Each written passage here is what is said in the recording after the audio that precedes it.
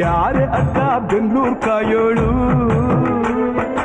ಅಮ್ಮನಿಗೆ ಅಮ್ಮ ಅಣ್ಣಮ್ಮ ಯಾರೋ ತಮ್ಮ ಕರ್ಗಾನ್ ಮೆಚ್ಚೋಳು ಮಲ್ಲಿಗೆಯ ಮುಡಿಯೋ ಅಣ್ಣಮ್ಮ